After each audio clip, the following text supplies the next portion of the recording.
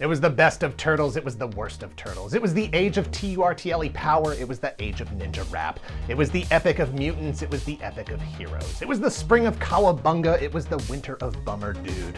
We had everything before us, we had nothing before us. In short, the period was so far like the present period that some of its noisiest authorities insisted on its being received for good or for evil in the superlative degree of comparison only.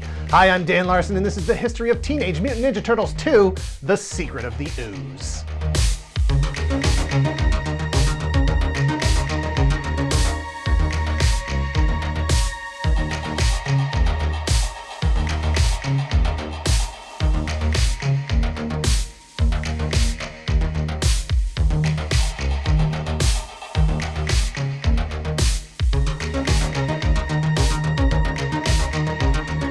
Thank you to Magic Spoon for sponsoring this video. Click the link in the description below and use code TOYGALAXY for $5 off your order today. What are you eating for breakfast these days? Coffee, donuts, a microwaved breakfast burrito? I worked with a guy who ate a food court cinnamon bun every single morning. Take a tip from a younger version of yourself and substitute some of that nonsense with the cereal you loved back then, but improved with all the benefits of modern technology, like making it out of something other than pure sugar. Magic Spoon has 0 grams of sugar, 13 to 14 grams of protein, and only 4 net grams of carbs in every serving. Also, only 140 calories. It's keto-friendly, gluten-free, grain-free, soy-free, and low-carb. Build your own variety pack from frosted peanut butter, maple waffle, and a whole bunch of other awesome flavors. They ship to Canada and the UK, and even drop limited edition flavors all the time. And this just in, Honey Nut has been added to the permanent collection.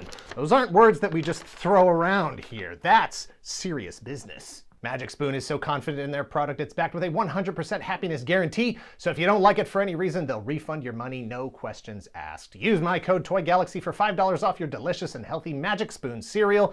Go to magicspoon.com/TOYGALAXY to save $5 today. Thanks again to Magic Spoon.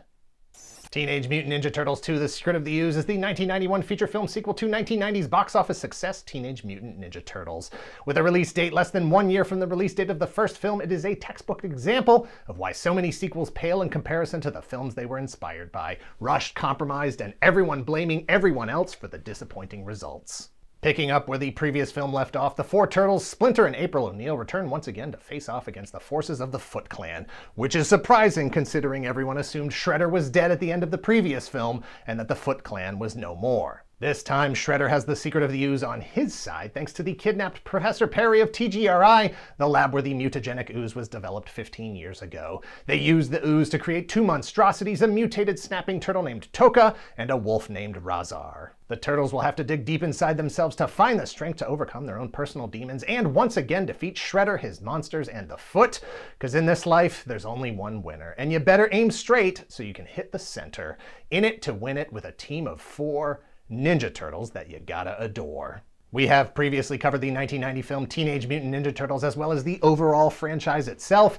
Check out those videos if you want some more detail leading into this video. The quick version is that the original movie called Teenage Mutant Ninja Turtles was released in 1990, which was based on the comics that began in 1984, the cartoon that began in 1987, and the toy line that began in 1988. Riding a nigh unprecedented wave of popularity for a pop culture brand, it made over $200 million worldwide against a budget of just over $13 million and reinforced the Ninja Turtles' position as one of the hottest, most influential, and most lucrative brands in American pop culture. And that caused problems because the target customer was between the ages of 3 and 10 years old.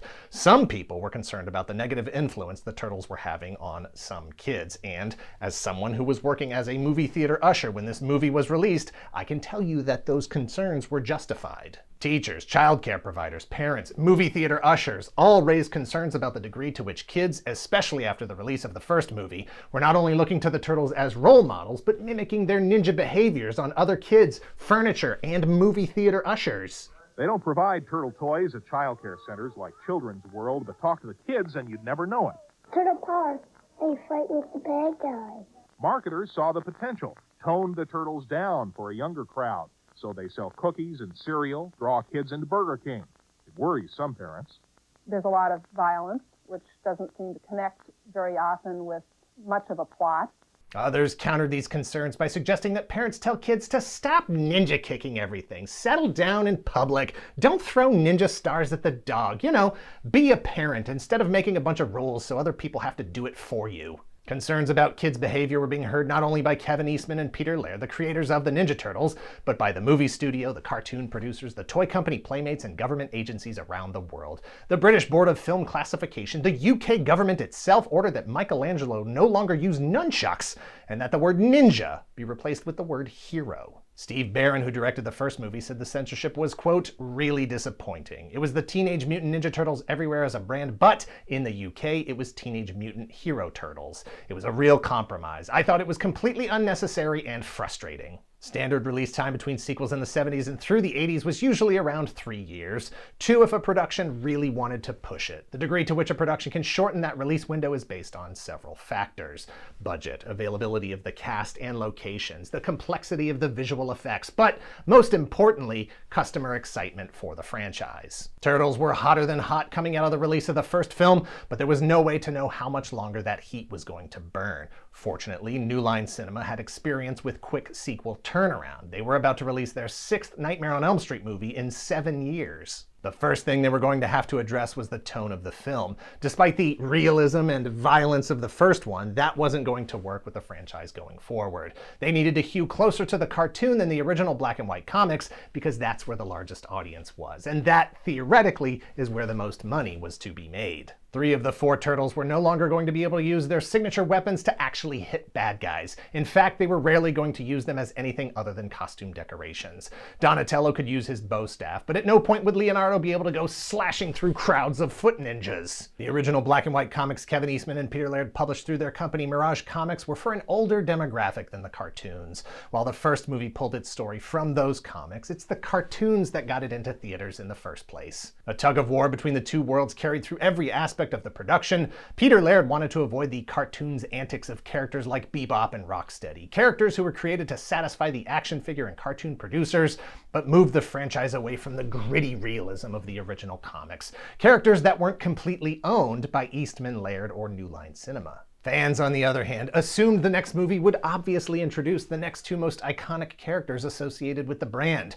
The result was a compromise, 2 new mutant characters that were like Bebop and Rocksteady, but without the potential licensing issues that might have surfaced in an attempt to utilize Bebop and Rocksteady specifically. According to producer Tom Gray, it was strictly a business decision. Toka, a mutated snapping turtle, and Razar, a mutated wolf, were creations thrown together by artists at the Jim Henson Creature Shop. And if those characters were going to be used in any licensed merchandise going forward, they, the makers of the movie, would be the beneficiaries instead of toy company Playmates or cartoon producers Murakami Wolf. Eastman and Laird wanted to move on from Shredder as the main villain. They were hoping to pull from the wider universe of characters and concepts they had created.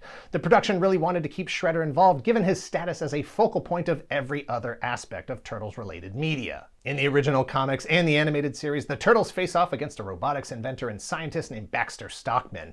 His robotic creations called Mousers are part of the iconography of the Turtles brand. The producers of the film thought building all of those robots and shooting those kinds of scenes sounded expensive for their budget and time-consuming, which they could afford even less. Bringing Shredder back was way easier and cheaper. Any scenes that might have originally been intended for Baxter were changed to Professor Perry. Time and budget rule all things, and nearly all of the changes made to what the movie could have been are tracked back to that. A 3-movie arc could have seen the second film introduce Baxter Stockman, who would reveal that the secret of the Ooze was that, just like in the comics, it was created by an alien race. It could have set up a 3rd movie seeing the introduction of the aliens with their robotic bodies and alien cockpits set into their stomachs, and of course the iconic Krang as the final big bad villain of the series.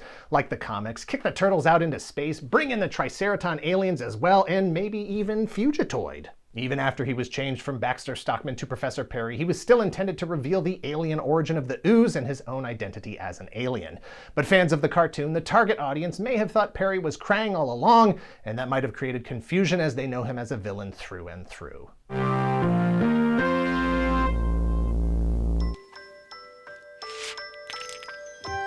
Santa?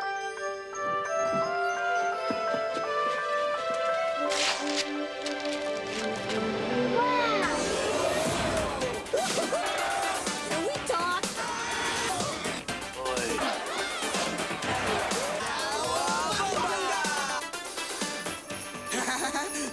Teenage Mutant Ninja Turtles II, The Secret of the Ooze, a perfect holiday gift. Rated PG.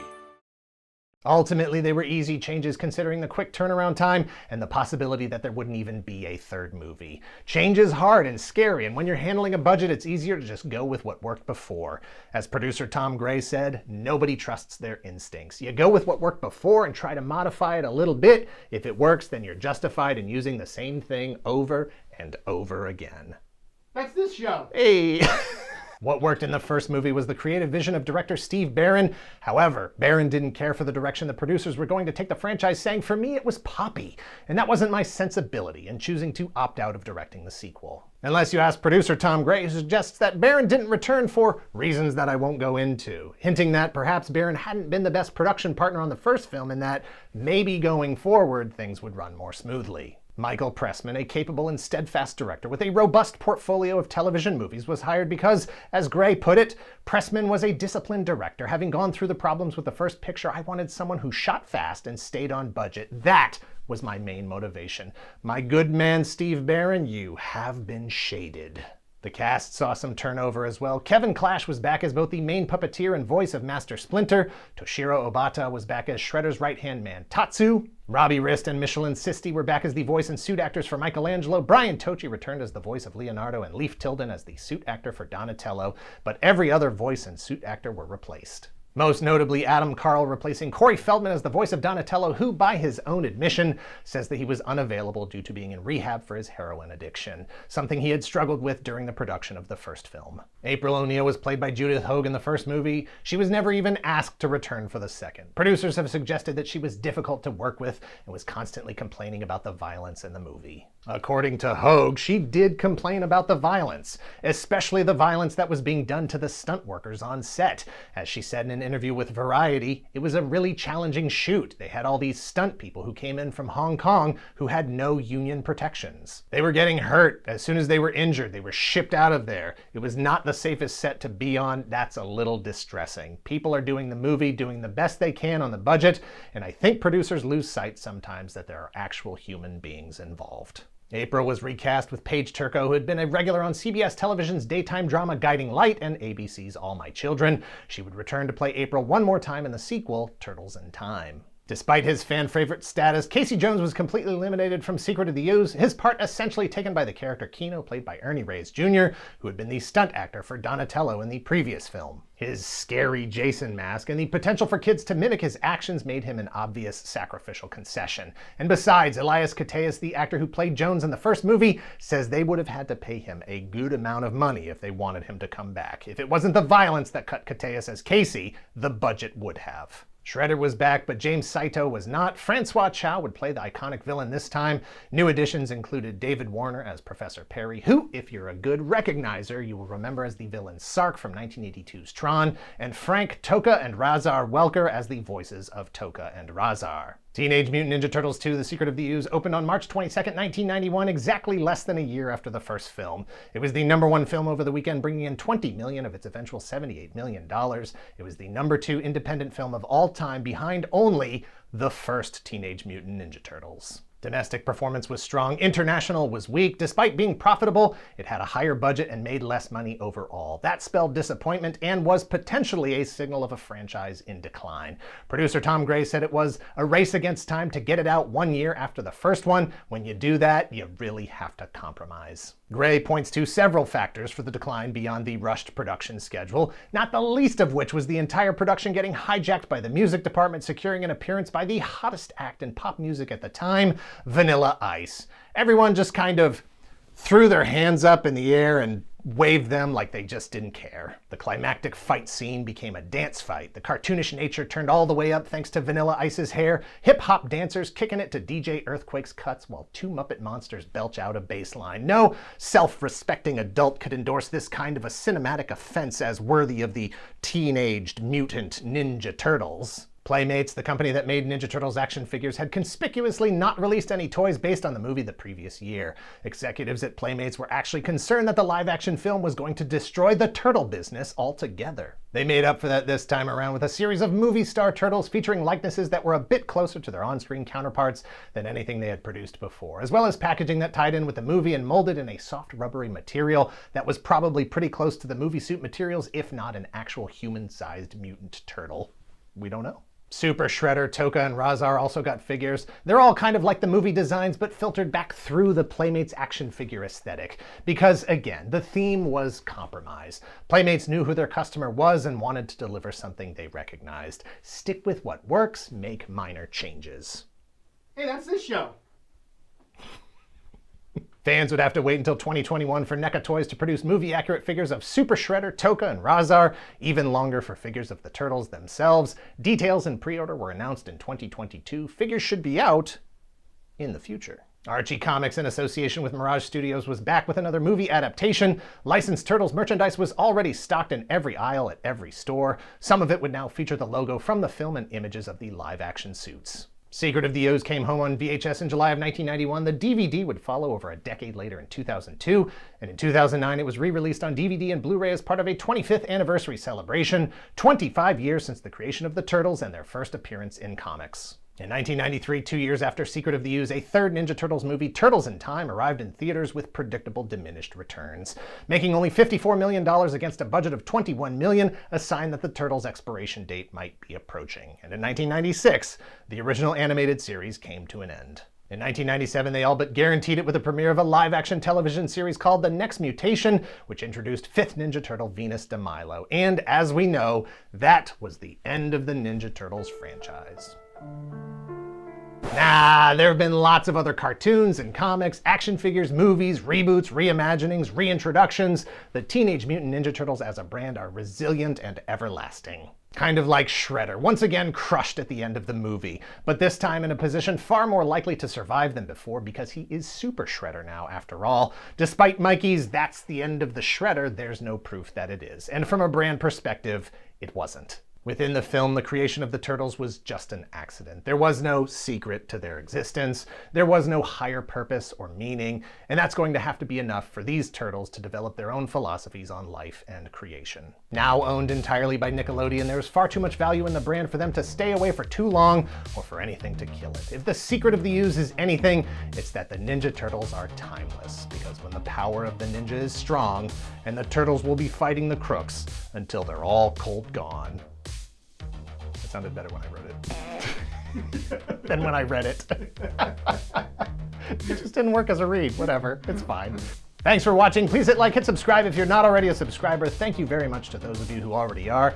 Check us out on Twitch at twitch.tv/toygalaxy if you're in the position to help the channel grow. If you would like early access to the videos ad-free, please visit our Patreon at patreon.com/toygalaxy and let us know in the comments down below if you grew up with Teenage Mutant Ninja Turtles, I put the quotes on the wrong word, or Teenage Mutant Hero Turtles. Do we know if that was a universal policy or just for the Turtles? What is 1992's Three Ninjas called in the UK? What about 1993's Surf Ninjas and American Ninja 5? I refuse to believe a movie called American Hero played in the UK at any point.